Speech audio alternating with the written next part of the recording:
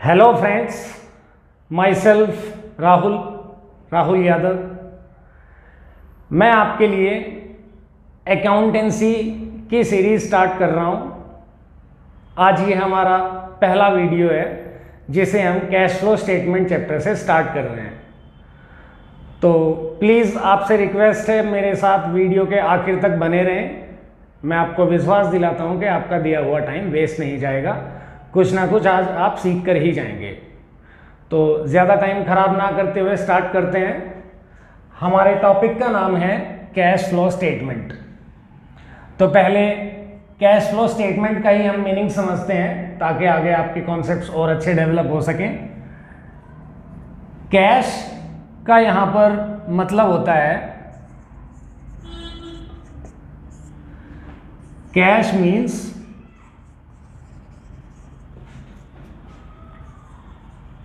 cash in hand and demand deposits with the bank।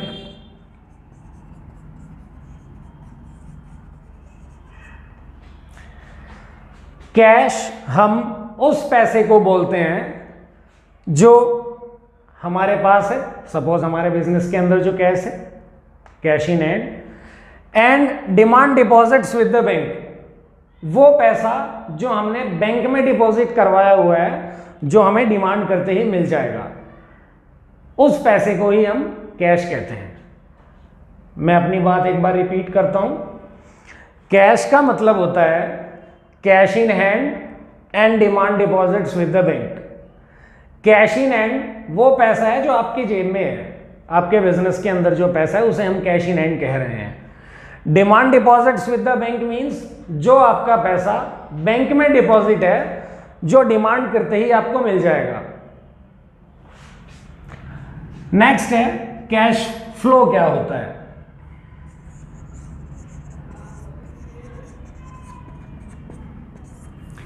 Cash flow means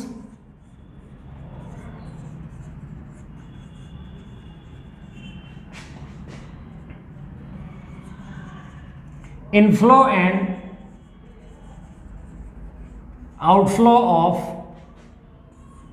cash and cash equivalents। Cash flow का मतलब होता है कि या तो बिजनेस के अंदर कैश का इनफ्लो हुआ हो, इनफ्लो मतलब पैसा बिजनेस के अंदर आया हो, या कैश का आउटफ्लो हुआ हो। आउटफ्लो मींस पैसा जो है वो बिजनेस के बाहर चला गया हो। Inflow and outflow of cash. अब कैश क्या होता है वो हम ऊपर पढ़ चुके हैं। And cash equivalents. Cash equivalents भी हम अभी थोड़ी देर में पढ़ेंगे कि क्या होता है। कैश इक्विवेलेंट्स का मतलब होता है जो कैश तो नहीं है बट कैश के इक्वल है, इक्विवेलेंट है। जब चाहें जब हम इसे कैश में कन्वर्ट कर पाएंगे, उसे हम क्या नाम दे रहे हैं, कैश इक्विवेलेंट्स। मैं रिपीट कर देता हूं एक बार। Cash flow means inflow and outflow of cash and cash equivalents.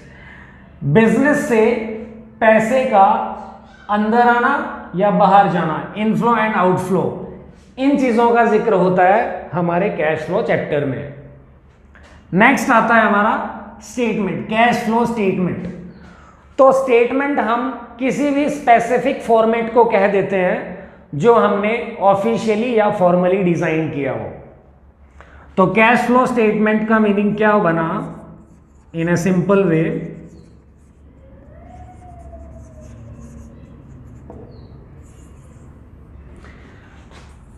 Cash flow statement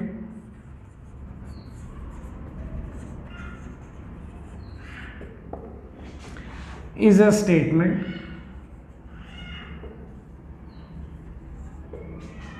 which tells us about the inflow and outflow of cash and cash equivalents. तो कैश फ्लो स्टेटमेंट एक ऐसी statement है जो हमें cash and cash equivalents के inflow और outflows के बारे में बता रही है। अब the question arise in your mind कि सर इनफ्लो और आउटफ्लो तो हमें कैश अकाउंट ही बता देता है, तो व्हाई कैश फ्लो स्टेटमेंट? क्यों हम कैश फ्लो स्टेटमेंट पढ़ रहे हैं जब हमें इनफ्लो और आउटफ्लो का कैश अकाउंट से ही पता चल जाता है? तो देखिए, कैश अकाउंट आप बनाते हैं जिसमें डेबिट साइड आप पैसा आया हुआ लिखते हैं, मीन्स इनफ्लो लिखते हैं आप, debit what comes in. Credit side आप पैसा गया हुआ लिखते हैं, मतलब आउटफ्लोज लिख रहे हैं आप यहां, क्रेडिट व्हाट्स गोज आउट के रूल के हिसाब से। तो आपके माइंड में क्वेश्चन आया कि जब इनफ्लो और आउटफ्लो ही बताना था तो क्यों कैश फ्लो स्टेटमेंट पढ़ रहे हैं? वो तो कैश अकाउंट भी बता रहा है। बट कैश अकाउंट को बना करके हम कोई डिसीजन मेकिंग नहीं कर सकते। कैश अकाउंट को बना करके हम कोई डिसीजन मेकिंग नहीं कर सकते। ये मात्र हमें ओपनिंग बैलेंस, क्लोजिंग बैलेंस वगैरह बताएगा। इसको देख करके कोई भी मैनेजमेंट डिसीजन नहीं ले सकती। एग्जाम्पल, सपोज दो कंपनी है या दो पार्टीज हैं, एक का नाम राहुल है, राहुल लिमिटेड, एक का नाम है दिनेश लिमिटेड। राहुल लिमिटेड के पास 20 लाख रुपए कैश है, दिनेश लिमिटेड के पास 1,50,000 कैश है, 1.5 लाख रुपए कैश है। तो आपको देख करके लग रहा है कि राहुल लिमिटेड कंपनी की पोजीशन अच्छी है क्योंकि इसके पास 20 लाख रुपीस है। दिनेश लिमिटेड की पोजीशन अच्छी नहीं है क्योंकि इसके पास बहुत कम पैसा है। ये इंफॉर्मेशन प्रोवाइड करेगा हमें कैश अकाउंट, जिसमें लिखा होगा कहाँ कितना पैसा किसके पास है ओपनिंग क्लोजिंग बैलेंसेस के according. But cash flow statement हमें ये बताने में भी हेल्प करेगा कि ये पैसा किस नेचर का है, कहाँ से पैसा लिए बैठा हूँ मैं, ये कहाँ से पैसा लिए बैठे हैं। फॉर एग्जाम्पल, हो सकता है कि 20 लाख रुपए मेरे पास जो हैं वो कोई असेट बेच के आए हो, फिक्स असेट्स बेच के, तो मैंने अपना कोई इन्वेस्टमेंट बेच दी, डिसइन्वेस्ट कर दिया मैंने अपना पैसा, तो वो मेरी अच्छी पोजीशन थोड़ी ना है। मैंने अपना असेट ही बेच दिया और मैं 20 लाख रुपए दिखा रहा हूं कैश अकाउंट में। दिनेश लिमिटेड ने जो 1.5 लाख रुपए लेके बैठी है दिनेश लिमिटेड, वो सपोज इसकी ऑपरेटिंग एक्टिविटीज से आया है, सामान बेच के कमाया है इसने, तो इसकी पोजीशन 1.5 लाख रुपए रहते हुए भी as compare to Rahul limited better है। क्योंकि ये मैटर नहीं करता कि किसके पास कितना पैसा है, मैटर ये करता है कि वो पैसा आया कहां से है। क्या पता मैंने 20 लाख रुपीस लोन लेके रखा हो तो मेरी तो लायबिलिटीज ही इंक्रीज हुई है, तो मेरा 20 लाख रुपए दिखना अच्छी पोजीशन थोड़े ना है। तो इसलिए आप कैश फ्लो स्टेटमेंट प्रिपेयर करते हो। मैं एक बार रिपीट कर देता हूं, समराइज कर देता हूं मैं अपनी बात को। कोई भी चीज आप पढ़ते हैं तो हमें पता होना चाहिए क्या पढ़ रहे हैं और क्यों पढ़ रहे हैं। तो हमने अभी तक व्हाट एंड व्हाई डिस्कस किया है कि what cash flow statement and why cash flow statement, जिसको मैंने कंपेयर करते हुए समझाया है कि क्यों ये कैश अकाउंट से डिफर करती है। नहीं तो इनफ्लो और आउटफ्लो तो कैश अकाउंट ही बता रहा था। हमने पढ़ा कि कैश फ्लो स्टेटमेंट एक ऐसी स्टेटमेंट है जो कैश के इनफ्लो और आउटफ्लो के बारे में बताएगी। फिर हमने पढ़ा व्हाई कैश फ्लो स्टेटमेंट, तो हमने क्या पढ़ा कि कैश फ्लो स्टेटमेंट बना करके आप कोई डिसीजन मेकिंग कर सकते हो जो कैश अकाउंट बना के नहीं कर सकते। मैनेजमेंट को कोई डिसीजन लेना है या इन्वेस्टर्स को कोई डिसीजन लेना है, अभी आगे धीरे धीरे आपको पता चल जाएगा कि मैं किस पॉइंट ऑफ व्यू से इन्वेस्टर वाली बात कह रहा हूं या किस पॉइंट ऑफ व्यू से कंपनी मैनेजमेंट वाली बात कह रहा हूं आपसे। आई होप आपको यहां तक ये क्लियर हुआ होगा कि कैश फ्लो स्टेटमेंट क्यों बनाते हैं और क्या होता है कैश फ्लो स्टेटमेंट। अपनी आगे बात स्टार्ट करते हैं। और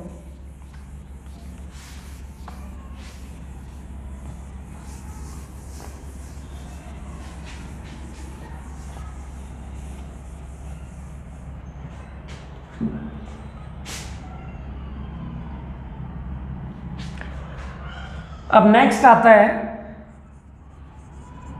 when cash flow.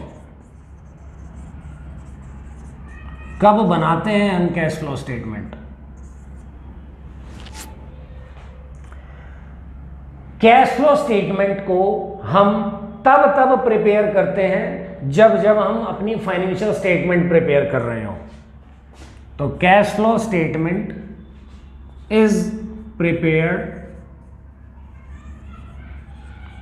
when financial statement is prepared।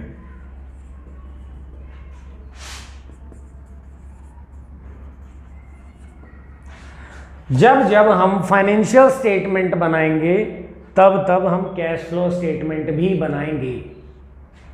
और फाइनेंशियल स्टेटमेंट हो सकता है आपको पता हो कि financial statement includes statement of P&L,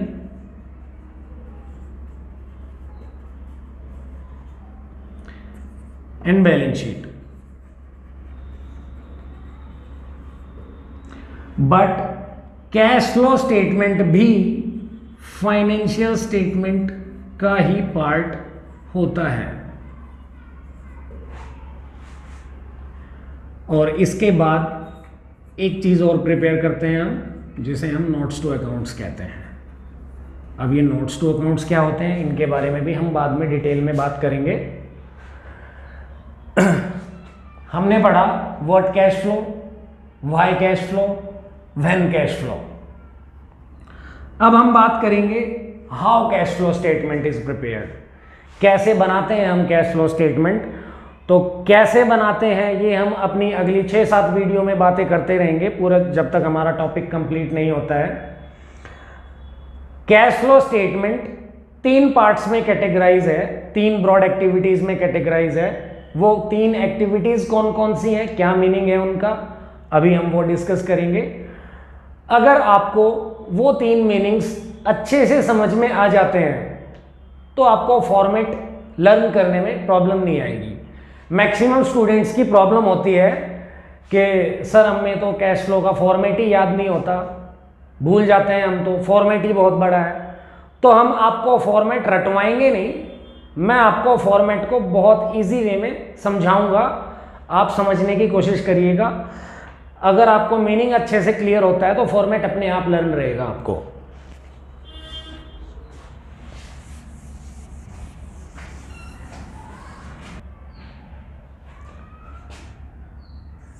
तो जो कैश फ्लो स्टेटमेंट जिन 3 एक्टिविटीज में कैटेगराइज है, उनमें से पहली एक्टिविटी का नाम है operating activity.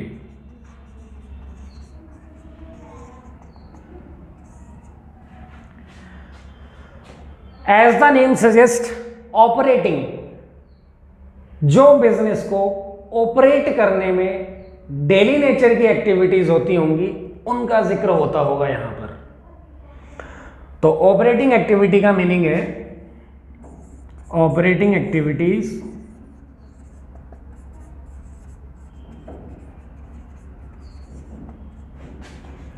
Are the principal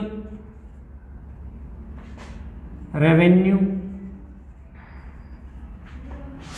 generating activities.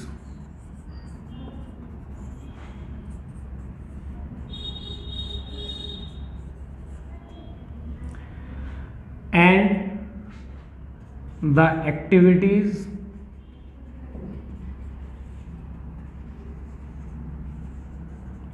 which are neither investing nor financing are also called operating activity.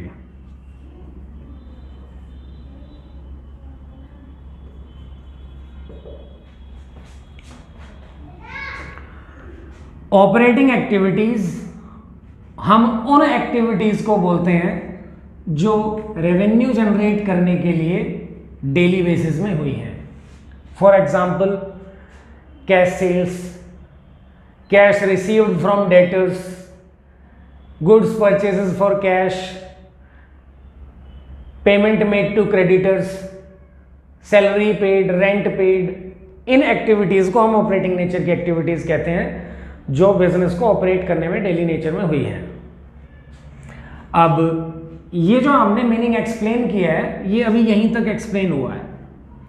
And the activities which are neither investing nor financing are also called operating. ये अभी थोड़ी देर में हम explain करेंगे क्यों। हमारी पहली activity का नाम है ऑपरेटिंग एक्टिविटीज, दूसरी एक्टिविटीज है हमारी इन्वेस्टिंग एक्टिविटीज, और तीसरी एक्टिविटी का नाम है हमारा फाइनेंसिंग एक्टिविटीज। तो इस लाइन का मतलब है कि ऐसी एक्टिविटीज भी जो ना तो इन्वेस्टिंग है और ना फाइनेंसिंग है उनको भी हम ऑपरेटिंग एक्टिविटी ही माना करते हैं। तो पहले ये तो जान लें हम कि इन्वेस्टिंग और फाइनेंसिंग कहते कौन सी एक्टिविटीज को है, फिर एक बार वापस इसी मीनिंग पे आएंगे। पहले इन्वेस्टिंग और फाइनेंसिंग का मीनिंग जान लेते हैं। तो इन्वेस्टिंग एक्टिविटी का मीनिंग है हमारा सिंपल सा है,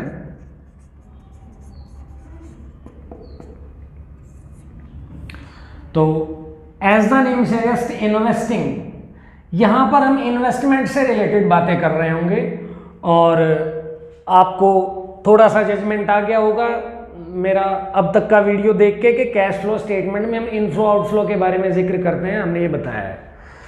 तो इन्वेस्टमेंट या तो हम कर रहे होंगे, मतलब या तो हम कुछ परचेज कर रहे होंगे या परचेज की हुई इन्वेस्टमेंट को बेच रहे होंगे।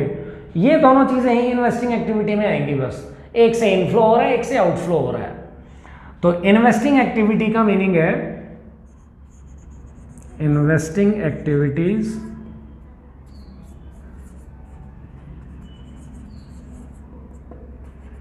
Are the acquisition and disposal of long-term assets and investments।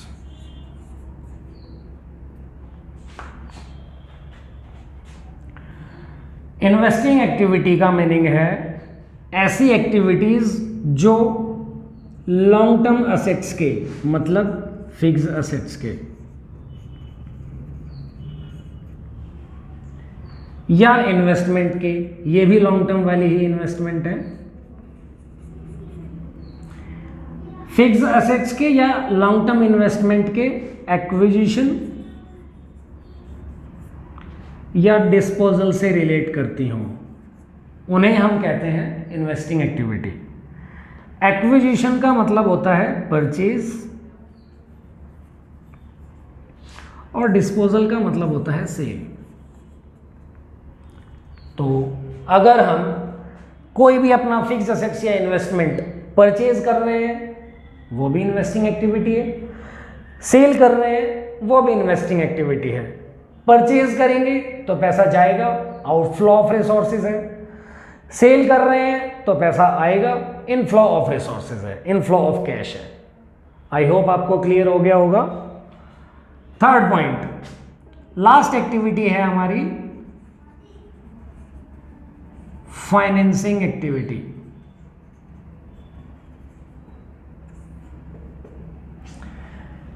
As the name suggest financing, यहां पर हम फाइनेंस से रिलेटेड बात कर रहे हैं। या तो हम फाइनेंस अरेंज कर रहे होंगे, सपोज हम लोन ले रहे होंगे, शेयर्स इशू कर रहे होंगे या डिवेंचर्स इशू कर रहे होंगे, या हम अरेंज किए हुए पैसे को रीपे कर रहे होंगे। सपोज हमने लोन लिया था कभी जिसे हम आज चुका रहे हैं, हमने कभी प्रेफरेंस शेयर्स इशू किए थे, रिडीम कर रहे हैं, हमने कभी डिवेंचर्स इशू किए थे, उनको रिडीम कर रहे हैं। इस तरह की एक्टिविटीज का जिक्र होगा फाइनेंसिंग एक्टिविटीज में।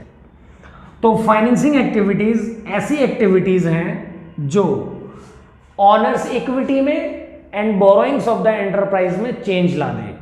समझिए, हमने कहा फाइनेंसिंग एक्टिविटीज जो हैं वो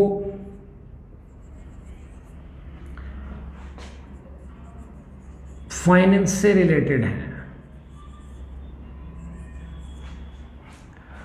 तो फाइनेंस हम अरेंज कहां से कर सकते हैं? या तो ऑनर फंड या बोरोड फंड। ऑनर फंड होता है shares, it may be equity और प्रेफरेंस। बोरोइंग्स में हम डिबेंचर्स या बैंक लोन को इंक्लूड करते हैं जनरली।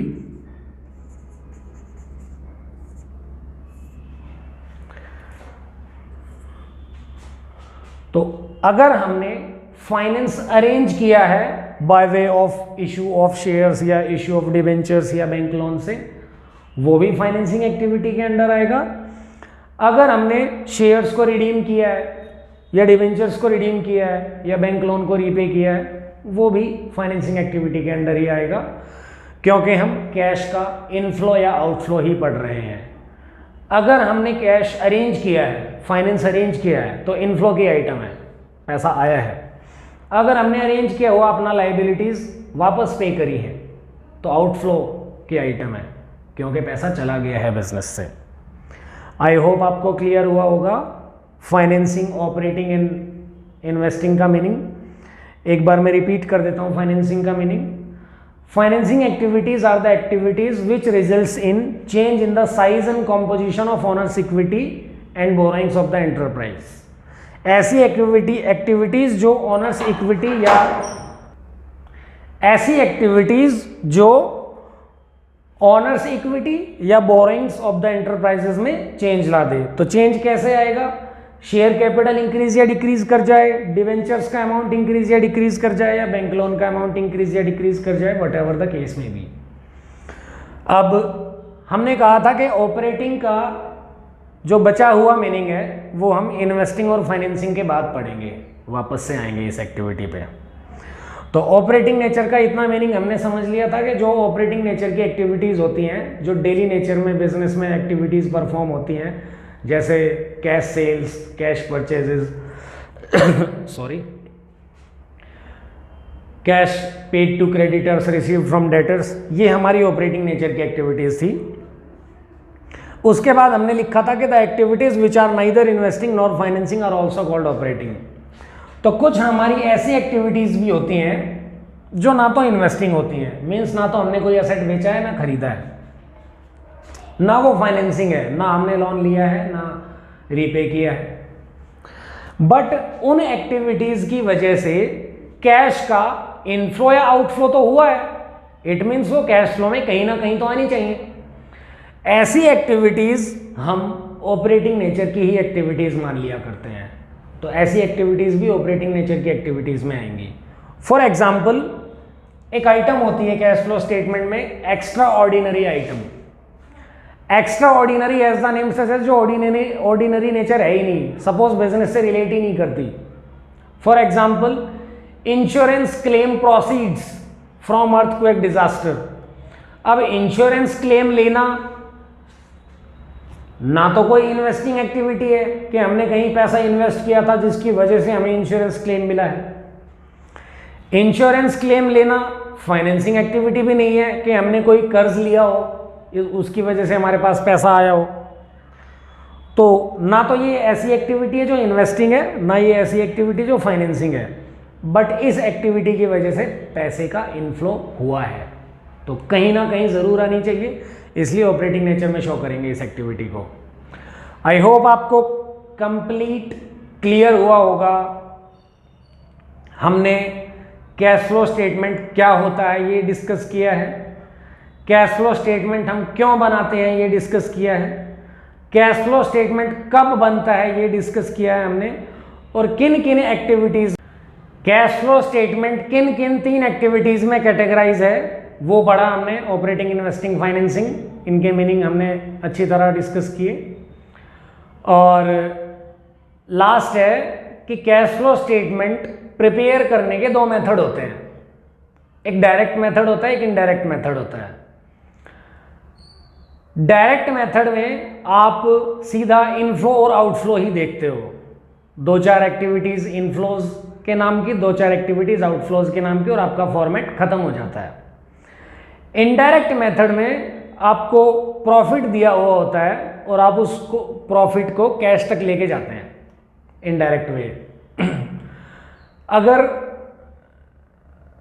स्कूल के पॉइंट ऑफ व्यू से डिस्कस किया जाए कि 12th के हिसाब से कौन सा मेथड है, तो वहाँ पे ऑपरेटिंग एक्टिविटी का हमारा इनडायरेक्ट मेथड डिस्कस होता है सिलेबस में। बट अगर कॉलेज वाले बच्चों के पॉइंट ऑफ व्यू से कहा जाए तो उनको डायरेक्ट मेथड भी आना चाहिए, इनडायरेक्ट और डायरेक्ट दोनों ही सिलेबस में कवर होते हैं। तो हम आगे आने वाली हमारी वीडियोस में डायरेक्ट मेथड भी पढ़ेंगे, इनडायरेक्ट तो पढ़ेंगे ही। और वीडियो को आखिरी तक देखने के लिए आपका धन्यवाद। मैं आशा करता हूं कि आपको कुछ ना कुछ बेनिफिट हुआ होगा वीडियो का। अगर वीडियो अच्छी लगी हो तो वीडियो को लाइक करें, सब्सक्राइब करें और अपने फ्रेंड्स से शेयर करें। धन्यवाद।